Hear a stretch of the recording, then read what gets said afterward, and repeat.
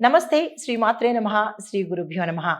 మే నెల 27 2025 మంగళవారం నాటి పంచాంగం ప్రకారము శ్రీ విశ్వావసు నామ సంవత్సరము ఉత్తరాయణం వసంత ఋతువు వైశాఖ మాసం కృష్ణపక్షం.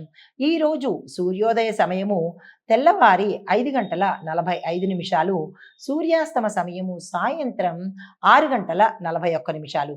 ఈరోజు తిథి అమావాస్య ఉదయం 8:33 వరకు. తదుపరి పాడ్యమి తిథి ప్రవేశము.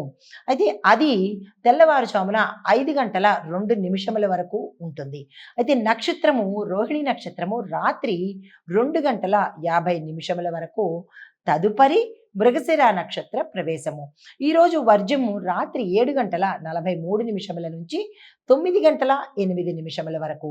దుర్ముహూర్త సమయం ఉదయం 8:20 నుంచి ఉదయం 9:12 వరకు. మరలా తిరిగి రాత్రి 11:06 నుంచి రాత్రి 11:51 వరకు. అయితే రాహుకాలము మధ్యాహ్న సమయంలో 2:37 నుంచి సాయంత్రం 5:04 వరకు.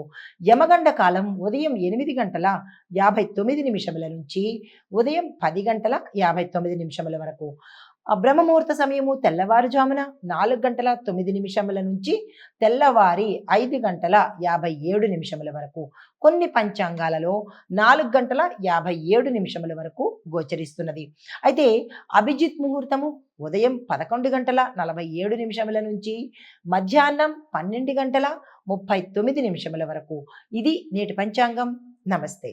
తదుపరి రాశి కర్కాటక రాశి. ఈ రాశిలో ఉండేవారు ఆత్మవిశ్వాసంతో ముందుకు సాగుతారు. కుటుంబంలో శాంతి, ధైర్యము, అన్యోన్యమైన వాతావరణము నెలకొంటుంది. పాత బంధుమిత్రులు కలుసుకునే అవకాశం కనబడుతోంది. విందు వినోదాలలో పాల్గొంటారు. ధైర్యంగా, ఆరోగ్యంగా ముందుకు సాగే అవకాశాలు ఏ రంగంలో ఉన్న వాళ్ళకైనా ఈరోజు గోచరిస్తోంది. అయితే కొంతమందికి అంటే మిశ్రమ ఫలితాలు గోచరిస్తున్నాయి. ఐటీ రంగంలో ఉన్న వాళ్ళకు, రియల్ ఎస్టేట్ రంగంలో ఉన్న వాళ్ళకు కొంచెం ఇబ్బందికరమైన వాతావరణం కనబడుతోంది. అయినప్పటికీ నిరాశ చెందకండి. అయితే మీకు చెప్పదగిన పరిహారము పసుపును ఈరోజు దానంగా ఇవ్వండి.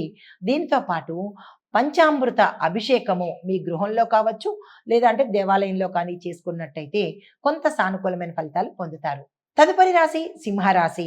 ఈ రాశిలో ఉండేవారు పాత నష్టాలు కావచ్చు, పాత సమస్యలు కావచ్చు, లేదా పాత ఏదైనా మరుగున పడినవి ఈరోజు మీరు ఇబ్బందికరంగా వాటిని అందుకోవాల్సిన పరిస్థితి ఏర్పడుతోంది.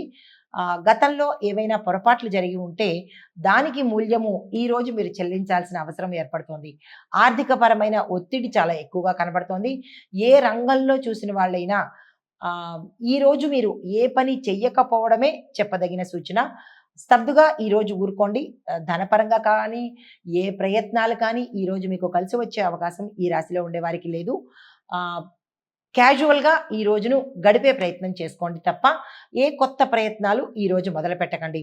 అయితే మీకు భావోద్వేగాలు ఎక్కువ వచ్చేటట్టుగా గోచరిస్తోంది. కోపము, ఆవేశము, ఇలాగ అరవటము, ఏ రంగంలో ఉన్న వాళ్ళైనా ఇతర వాళ్ళ మీద ఇట్లాంటి ప్రదర్శన చూపించేందుకు ఎక్కువగా కనపడుతోంది. దాన్ని కంట్రోల్ చేసుకునే ప్రయత్నం చేసుకోండి. అయితే మీకు చెప్పదగిన పరిహారము సూర్యుడికి అర్ఘ్యం ఇవ్వడం కానీ, సూర్య ఆలయం సందర్శనం చేసినట్టయితే కొంత సానుకూలమైన ఫలితాలు పొందుతారు. తదుపరి రాశి కన్యా రాశి. ఈ రాశిలో ఉండే వారికి ప్రయాణాలు యోగిస్తాయి, లాభాలను కూడా తెచ్చిపెడతాయి. అయితే ఉద్యోగ సంబంధమైన చర్చలు లాభాన్ని తెచ్చిపెట్టేటట్టుగాను, ప్రమోషన్స్ వచ్చేటట్టుగాను, ఉద్యోగం కోసం ప్రయత్నం చేస్తున్న వాళ్ళకి మంచి ఉద్యోగాలు వచ్చేటట్టుగా కనబడుతోంది. వ్యాపారంలోనూ అంటే వ్యాపార, వర్తక, వాణిజ్య రంగంలో ఏ రంగంలో ఉన్న వారికైనా అనూహ్యమైన లాభ సూచనలు, శుభ సూచనలు ఈరోజు గోచరిస్తున్నాయి.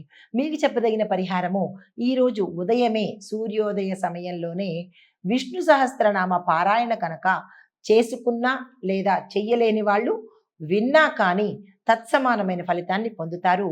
నెగ్లెక్ట్ చేసే ప్రయత్నం అస్సలు చేయకండి.